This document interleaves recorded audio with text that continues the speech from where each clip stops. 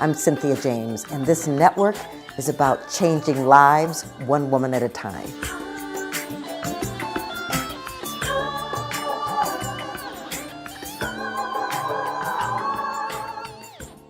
So welcome to Women Awakening. I'm your host, Cynthia James. I get the honor of introducing you to women that inspire me.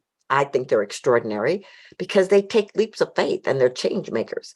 And so they show you the portals of possibility that you can step into your dreams and create.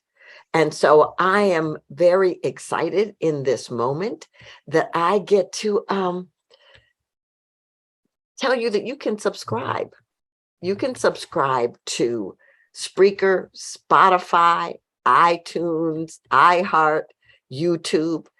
And it's really wonderful because you get to be with these women every week. And so I'm very grateful that I get to be with these women. I want to introduce you to someone that I just met. We are both She Writes Press authors, and I just loved communicating with her on email. So let me just tell you a little bit about her. Kelley Holland is the founder and CEO of Own Your Destiny, where she provides financial coaching and empowerment programs for women. She's also the author of the forthcoming book, You Are Worthy: Change Your Money Mindset, Build Your Wealth, and Fund Your Future. I think we all need this book, right? So previously, Kelley spent 2 decades as an award-winning business and personal finance journalist with the New York Times, Business Week, and CNBC. One of her cover stories helped Business Week win a National Magazine Award. Kelley holds a graduate business degree from the Yale School of Management, and she is a chartered financial analyst. She lives in northern New Jersey with her husband and an ever-changing number of adult children. So welcome. So happy that you're here. Thank you, Cynthia. I'm thrilled to be here. It's such a treat. So I just want to start with how you grew up. I mean, I'm sure you didn't just come on the planet and go, well, I will be a financial manager and tell people how to be successful. That's probably not how it started. It wasn't exactly. I grew up in suburban Buffalo, mostly. My parents met in graduate school, so that tells you something. I'm the child of nerds. But I'll tell you the money version of my growing up because that feels relevant here. My father was in law school when he had a complete change of heart, said he didn't want to do that, had this huge break with his father over this whole thing. He decided to become an English professor instead. So his father cut him off financially, and that schism never healed. But he met my mom. They had this beautiful marriage, and, we lived the academic, the life of an academic. So it wasn't fancy. It was middle class, but, lots of books and things like that. But throughout my childhood, there was this message that money wasn't the point. Money causes arguments and division. And if you pay too much attention to money, it can hurt you. And so that's what I grew up with. And lo and behold, I learned that if you don't pay enough attention to money on the flip side of the coin, that can hurt you too. So I learned that one the hard way, but I came out the other side. I totally get that, but I grew up, where scarcity was the norm. Money's the root of all evil, and rob Peter to pay Paul, and all those kinds of things. And so the journey for me was like learning to have a relationship with money that was healthy. So I love people like you who are saying, here's some tips. This is how you move from here to here. So I want to know, how did you get from there to becoming this journalist, to becoming this awesome author empowering women? Okay, so it's a bit of a windy journey, but I'll try and go through it quickly. So I always loved to read, and I like to write, and I like to research things and figure out what was going on. So a little bit sort of after I was finished with college, I realized that I wanted to do policy. I was always very politically interested and, interested in women's issues and in particular. And so I decided what I wanted to do was policy. I got a job with the New York State Senate, working for the finance committee there. And my job was to oversee the legislation that came through from certain, related to certain agencies. And so I would look at this these proposals and analyze them, research what they might do, and then explain all that to our members so they could decide how to vote. So I was researching, putting together the information and giving it to people so they could make a choice. Okay. Fast forward to business school. I thought I'd learn how to run a foundation and be a leader. And I did learn how to be a leader, but I also along the way fell in love with investment management. And I just loved how it all fit together and the math behind it and the logic. And so I decided I could use my policy focus to go into what was then called socially responsible investing. Now it's ESG, but it's investing with social screens so that you do or don't invest in things depending on your, philosophy about the world. But I thought I had to go to Wall Street first to learn how to do all this. So I did, and I became a securities analyst, and I would research companies, write reports, and communicate to our sales force so they could figure out what to tell their clients. You see the pattern? Yeah, okay. You're a journalist. You've always exactly. been a journalist. So I just didn't know it yet. So then, but I was miserable on Wall Street. It was just not my value set, and so finally a light bulb went off, and I realized, oh, this is what journalists do. And so I had this financial background now. So I thought my way in would be through like what are called trade publications. So the publications focused on people in a particular line of business. So that's what I did. I got a job at a little tiny Circulation 800, a little newsletter called Bond Week. And then I moved up to Bank Letter. And then I moved up to American Banker. But then I got my big break and I got to Business Week, and I was the money and banking editor and then an associate editor for a number of years, and then on to the Times and CNBC. It's a great world. High stress, high pressure, high stakes, but it really, I believe it's the bedrock of our democracy to have a free and fair press. And I'm proud to have played a little tiny part in that. I couldn't agree with you more. And they're in my blessings every single day, not just journalism here, but around the world. Around the world, exactly. Journalists are struggling. So I want to talk about women in money. Yes. Because I have an academy, it's called the Academy of Women Emerging, and it's women entrepreneurs, and they come in for a year and we help them build their businesses. And one of the places they get stuck is around money. Oh, yeah. Their relationship to money, looking at their income statements, really, really creating budgets. I mean, there's resistance there. So have you found that? And what do you do to support women in moving beyond those places? Well, I have found that. And in fact, that's the reason I have my business and the reason I wrote my book. Because just to backtrack a tiny bit, back when I was a journalist at CNBC, I was writing about personal finance. And what I realized was, yes, we all know women face the pay gap and spend more time out of the workforce and have a longer lifespan and all these structural things. But what I hadn't really focused on was the fact that women are stuck with all that, despite all the advice giving and everything. And all the people out there like me saying, save early, retire later, do this, do that. Nothing was really changing. The pay gap was stuck. Women were still shouldering the main burdens at home and so on. And I realized, okay, something else is keeping women. It's not the information is present. So what's going on? And I realized there was an emotional barrier between women and taking charge of money, that just many of us just don't feel confident when it comes to money or believe that we are capable.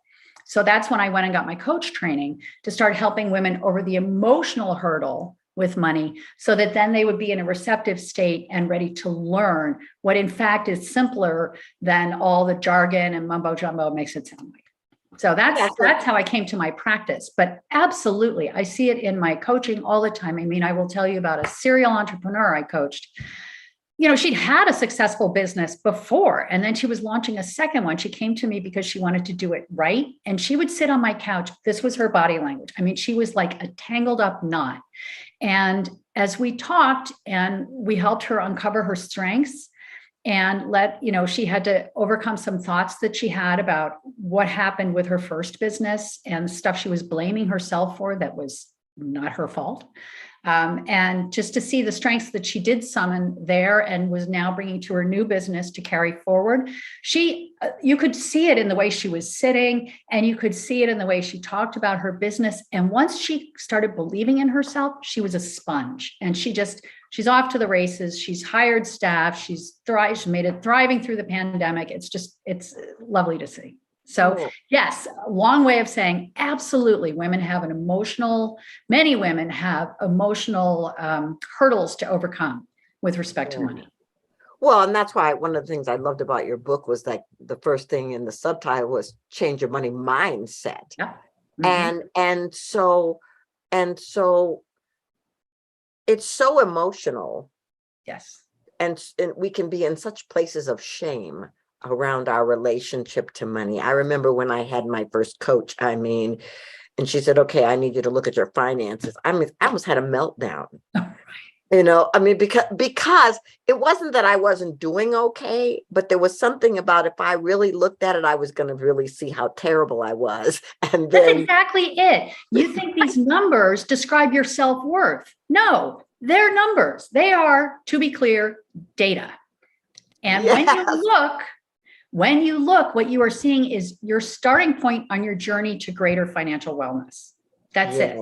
You're just gathering the data. It has no reflection on you as a person. Okay. Ladies, I hope you just heard what she said. It's just data. It's just data. Information. But now let's talk about, well, then how does gathering the data help you begin to build your wealth?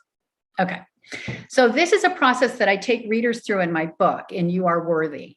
And so the way the book is designed is it has 3 parts. The first part is believe, and that's the money mindset part, where you start to believe in your own capabilities and you learn how to get rid of that shame and panic and self-blame and, recrimination. And you put all that aside and you say, you know what, I actually am worthy and I have life goals and I want to achieve those life goals. So then the next part is learn. And so that's where the looking comes in. That's the first thing, is you look and see, what do you have? Where is it? And what's it doing for you month to month? So that's your first thing, is to look, just the snapshot of where you are now. And then month by month, what's happening with your money, what's coming in, what's going out, and to what. And so that's the first piece.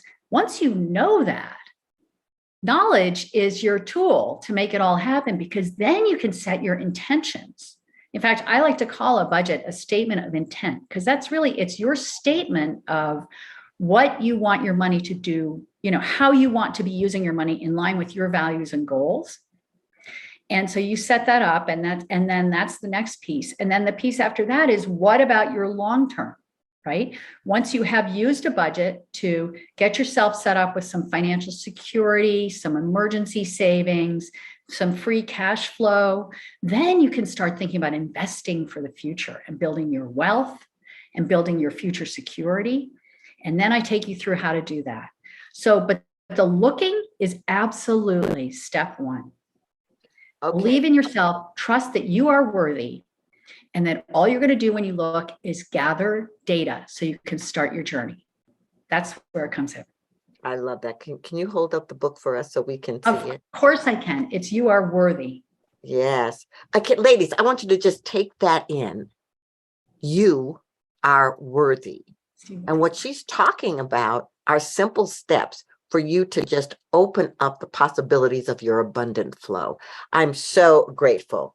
Thank you so much. This is so wonderful. And so, did you have to go through anything personally to find your own way to navigate this part? The book? No, your money, your wealth, my money. Oh, well, as it happens, yes, I have my own journey of, I told you that I came out of college and I wasn't paying enough attention to my finances. And I thought, let's not go there. That's the place of strife and bad feelings. Well, lo and behold, I rented an apartment I couldn't afford. I got a car that cost too much. And before you knew it, I was living hand to mouth, right? And I had for back in those olden days was an okay starting salary, but boy, was I plowing through that. And one day, it was a Friday. I remember there was sort of a hill that I would go down in my car on the way to my office. And I was at the top of the hill, and I realized that I needed my car in neutral right then because I was almost out of gas. And I couldn't afford to fill the tank in my car until I got paid that afternoon. What kind of a metaphor is that? I was out of gas, right? And you would think that that would have been my light bulb moment. I mean, I did become dimly aware that this wasn't working so well, but that was not what made me change my stripes, nor was my going to business school, nor was my becoming a chartered financial analyst. I could do the work, I could do the analysis, I could make the spreadsheets, all that. But when it came to my own stuff, I was afraid to invest. I thought it was funny, sort of, that I paid bills every other month. I didn't have a budget, none of this stuff. I met my husband who had no financial background. And he said, oh no, I'm going to do the bills. This is not good. Well, ultimately what did change for me was that we got married and we just wanted to start a family. And I realized that if I was going to raise kids the way I wanted to, and be able to send them to good public schools and feed them well and travel, that I was going to need my finances in order. And that's when the light bulb went off, that I could use my money to achieve my goals, that I wasn't after wealth. I was after healthy, well-educated, intelligent children. And for that, I would make a change. So once you get to that heartfelt goal and you believe in yourself, that's when you can do it. That's when you can start soaking up the information and making the plan and start your journey. So yes, I had to go on this journey myself. And I'm not so good with the metaphors. I guess out of gas wasn't enough for me. But look, I got there and you can too. You can do this. It's simpler than you think and you are worthy of it. You deserve it. What I love about this conversation is that, I consistently tell the women that, you look at somebody who's successful and it's not like they just dropped into it. They've been on their own journeys. And a lot of times, we teach what we needed to learn. I mean, that's what happens. And so you are an author. Yes. And, that's journey is not for the faint of heart, because you are writing, you are getting into the publishing world, you're getting out there in the marketing and stuff. And so I know there's some people out here who want to be authors. What do you want to tell them? Oh, gee. Well, what do I want to tell them? Cynthia, you could answer this too, because you've already written the book. I would say that be prepared for a lot of hard work. Don't rush. If you're writing nonfiction, your outline is your friend. Don't skip that part. Plan it out. Create your scaffolding. Just like imagine that you're building a house. Frame it out. Build that frame, and then you can start filling it in. I can't speak to fiction writing. That is way beyond me. But if you're writing a nonfiction book, your structure, your plan, your pre-plan will guide you. So don't rush, pace yourself. For me, what worked was writing early in the morning, every morning, but everybody has their way. There is no one right way. The right way for you is the one that helps you finish the book. So you experiment till you find what works.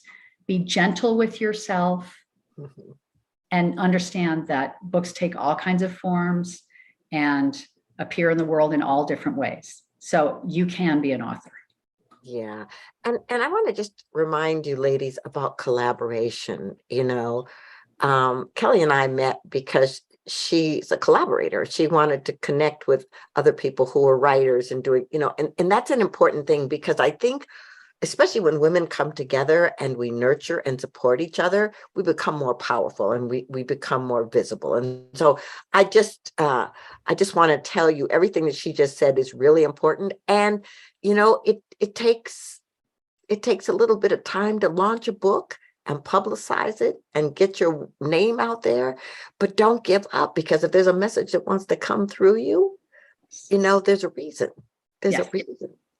So how do people find you, Kelley? How do they get to you? Well, you can look at my website, kelleyholland.com. Kelley has an extra E. That's the bonus point. That's the easiest way. Okay. And your books on Amazon, yes? My book is available anywhere books are sold. Yes. Love it. Love it. And love you can it. download the first chapter on my website right now. Awesome. So I asked the people on my show the same last question. So here it is. The name of the show is Women Awakening. Mm-hmm. What do you think is the most important thing about women awakening on the planet today? Oh, Cynthia, awakening is such a great word. It really, I would say,